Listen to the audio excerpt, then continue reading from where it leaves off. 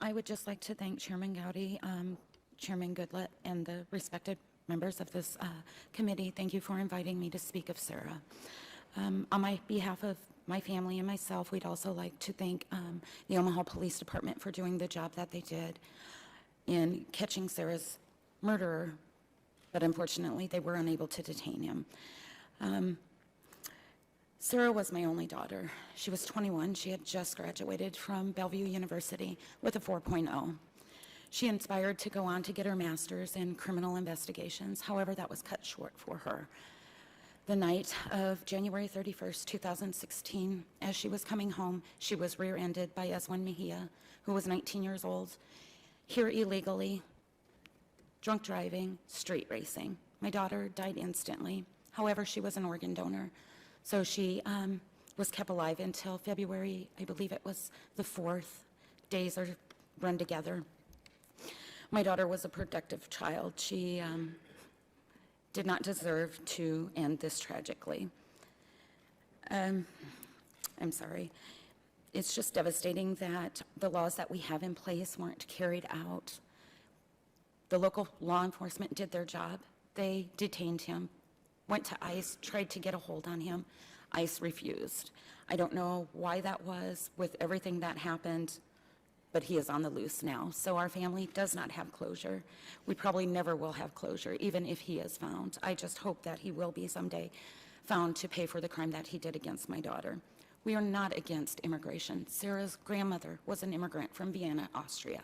She did it legally. She did it the right way. That's all we're asking. It's the illegal immigrants that are already breaking the law once they come over here and they continue to break our laws and not following them. This is not isolated incidents. This is happening all the time. Since we've been in DC, we've gotten a report that another Honduran illegal immigrant has hit and killed somebody else in Omaha, Nebraska. Her stories, there are thousands of our stories out there. Something needs to be done.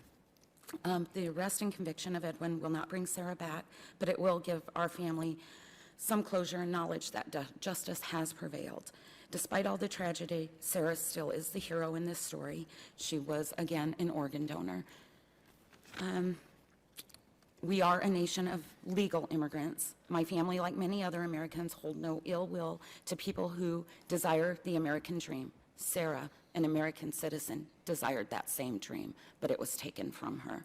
We urge the members of Congress to support meaningful immigration reform through the support and passing of legislation such as Kate's Law, the Refugee Program Integrity Restoration Act, and the Davis-Oliver Act that empowers local governments and law enforcement and forces ICE to take an illegal immigrant into custody when requested by local law enforcement. Eswin spent 4 days in jail and is believed to have fled the country.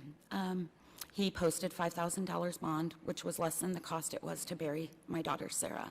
Because of the lack of controls, the police, immigration, U.S. Marshals, and law enforcement have little or no information on his whereabouts or on him or his family's has been found.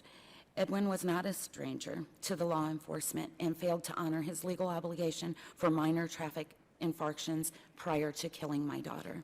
Now a failed local judicial system that set his bond too low, coupled with the flawed Obama administration policies, have rewarded the illegal and punished my family and hampered law enforcement in their investigations.